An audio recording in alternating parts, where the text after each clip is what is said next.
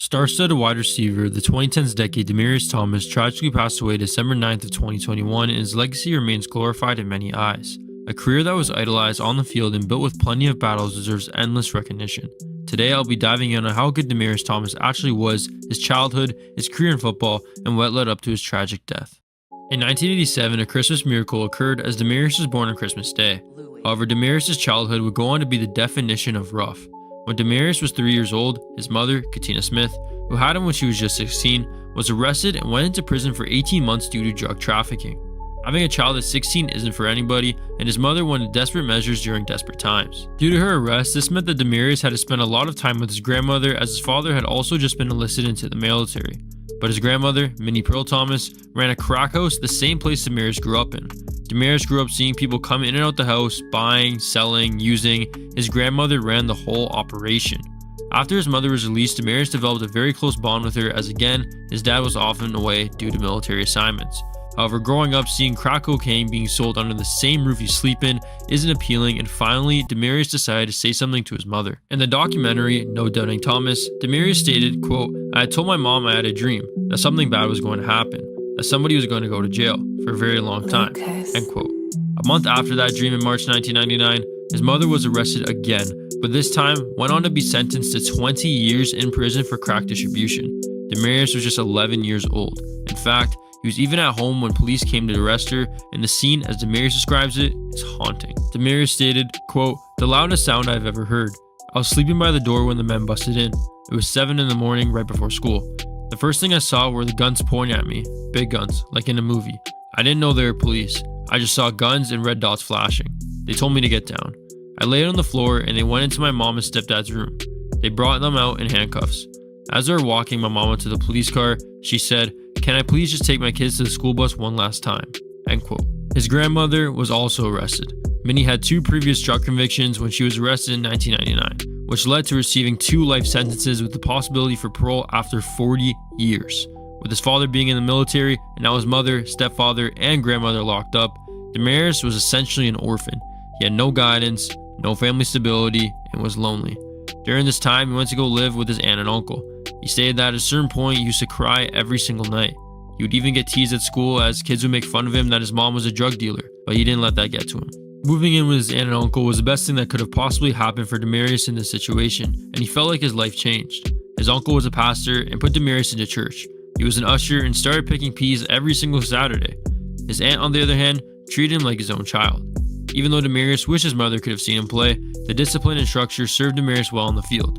His goal growing up was to make it to college, and so he did. Demaryius was listed as a 3-star recruit coming out of high school playing football, basketball, and track and field.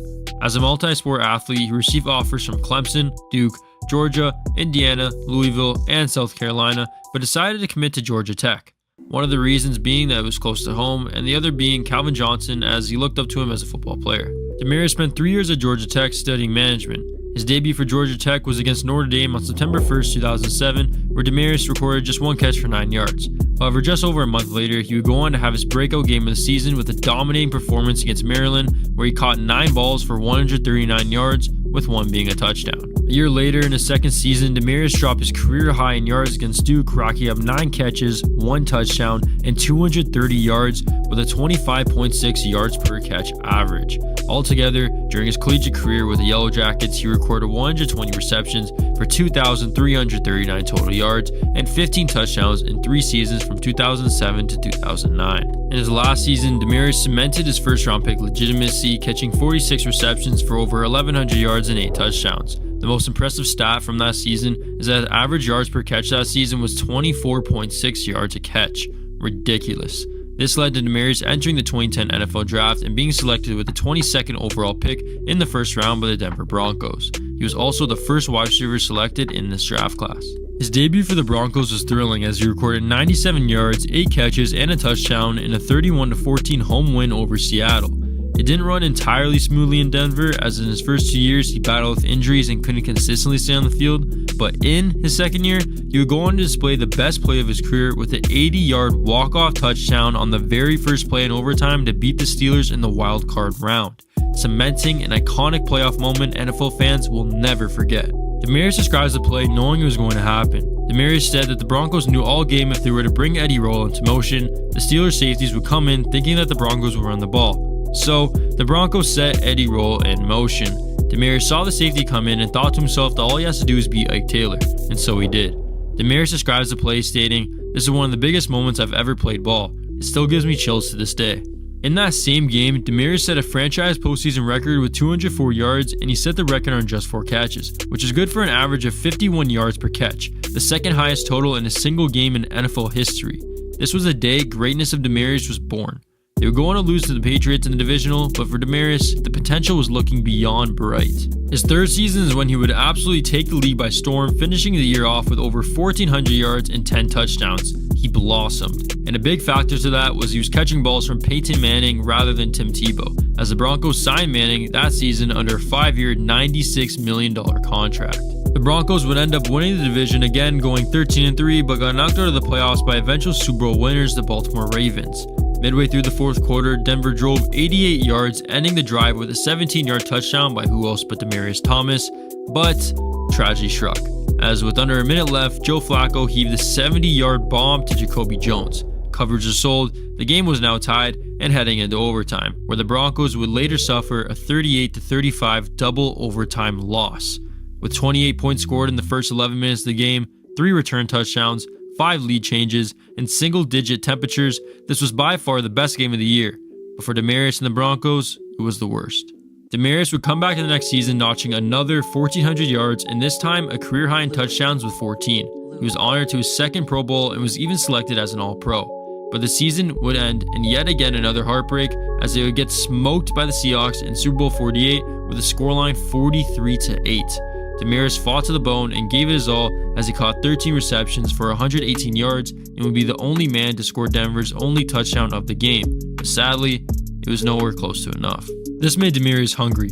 Entering the peak of his prime at 27 years of age, Demaryius would go on to record insane numbers, solidifying himself as not only one of the best receivers in the league, but one of the best superstars of the decade. In the season, he set his career high in yards with 226 against Arizona, along with 2 touchdowns on the day, set his regular season career high in catches with 11, along with 108 yards against the Raiders, had a 3-touchdown performance in a 39-36 win against the Dolphins, and set career highs in both total season receptions and yards. His 1,600 yards, 111 receptions, and 11 touchdowns in the 2014 season would earn Demaryius second place in league receiving yards, his third Pro Bowl, and another All-Pro selection. The connection Demaryius and Manning had together was impeccable, but yet again, the Broncos fell short in the playoffs, getting upsetted by Andrew Luck and the Colts in the divisional. With Peyton Manning nearing 40, the window was closing for the Broncos' Super Bowl title hopes. For Demaryius, though, dominating the league the past 3 years, earned himself a 5-year, $70 million contract with $43.6 million guaranteed. This is money he has never seen before, money that his family has never seen before. Growing up under crack cocaine operation in order to pay the bills, to signing a $70 million contract, Demaryius really went from rags to riches and earned not only himself, but his family generational wealth. Signing that $70 million contract wasn't even the best news for Demaryius that week, as 2 days prior, his mother was one of the 46 non-violent drug offenders who had her sentence commuted by President Barack Obama. Yes, Demaryius' mom was released from prison by the president. Obama stated, quote, "Their punishments didn't fit the crime. And if they had been sentenced under today's laws, nearly all of them would have served their time. I believe that it's at heart, America is a nation of second chances, and I believe these folks deserve a second chance." End quote. Demaryius tweeted out, "God is good. Great news today. My best lady come home November 10th. God bless." That 3-day stretch from July 13th to July 15th in 2015 was the best days in Demaryius' life. The morality coming from the offseason was at an all-time high, and this would translate so ever smoothly for the 2015 season. On January 17, 2016, Demaryius' mom finally had the opportunity to see her son play in person for the first time in the Broncos' divisional playoff win over the Steelers. Something that Demaryius grew up wishing he had. Something that he never thought was possible. All of the high school games, college games, NFL games, not once was he able to see his mother in the stands. But finally, his wish came true. The timing was perfect, as not only was his mother able to see him play, but his mother was able to see him win the Super Bowl, as Demaryius and the Broncos finally got over the hump to beat the Carolina Panthers in Super Bowl 50. Heartbreak after heartbreak, year after year, constantly getting upset by underdogs, his team constantly failing to meet expectations, constantly carrying the load during tragic losses, the grind and persistence in the end paid off, as Demaryius was now crowned a Super Bowl champion, and the cherry on top for him was that he was able to have both of his parents witness it firsthand. They were on top of the world, but if you thought it couldn't get better for Demaryius and his family, you thought wrong. During the offseason following the Super Bowl victory, his grandmother, Minnie Pearl Thomas, was released from prison due to Barack Obama yet again commuting non-violent drug offenders, this time 214 of them. On the football side of things, Peyton Manning retired from football after winning his second Super Bowl. This meant that the Manning-Thomas era was officially over. During these next 2 years in Denver, Demaryius was no longer at his peak. His streak of consecutive seasons with over 1,000 yards ended in 2016, and Denver had him going from quarterback to quarterback. During these 2 to 3 years, Demaryius went from playing with Peyton Manning to flipping between Brock Osweiler, Paxton Lynch, and Trevor Siemian. When asked about how hard it's been to adjust to a variety of quarterbacks in such a short period of time, Demaryius replied saying it was tough, because they're all different quarterbacks and the timing is all different.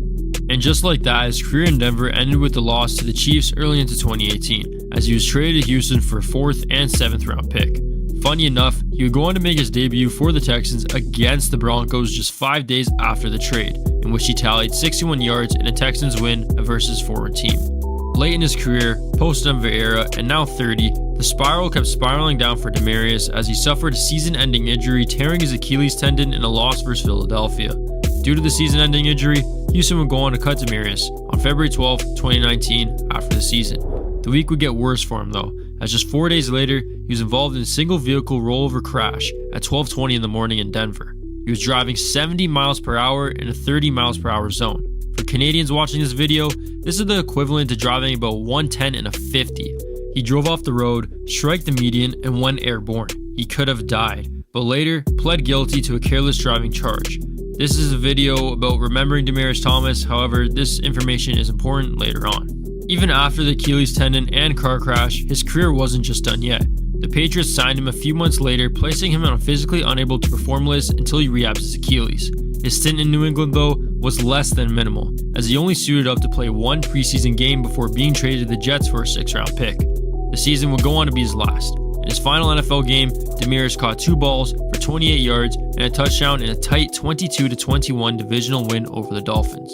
After not playing in 2020, on June 28, 2021, Demaryius officially announced his retirement from the NFL. After a long 10-year season career, earning over $73 million and a Super Bowl ring on his finger, Demaryius' time in the NFL was officially over. However, it wasn't all a sad farewell. In his eyes, it was a chapter for new beginnings and new discoveries. Quote, "I'm just happy to say I'm done, and football did me well. I just wanted to be considered one of the best to come through Denver. I did my best each and every game, but it wasn't really about me. I just wanted to go out and do what's best for the team. I've been trying to find myself. Leaving football is a tough thing. I was trying to find what I wanted to do next and build a relationship where I can help people. Trying to find something that I love." He finished off his career with 724 receptions for 9,763 yards and 63 touchdowns, just shy of 10,000 yards. He ranks second in Broncos history in receiving yards with just over 9,000, second in receiving touchdowns with 60, and third in receptions with 665. A 4-time Pro Bowler, 2-time All-Pro, a man who played 132 consecutive games from 2011 to 2018, owning 16 Broncos franchise records, it's safe to say that Demaryius' football career was iconic.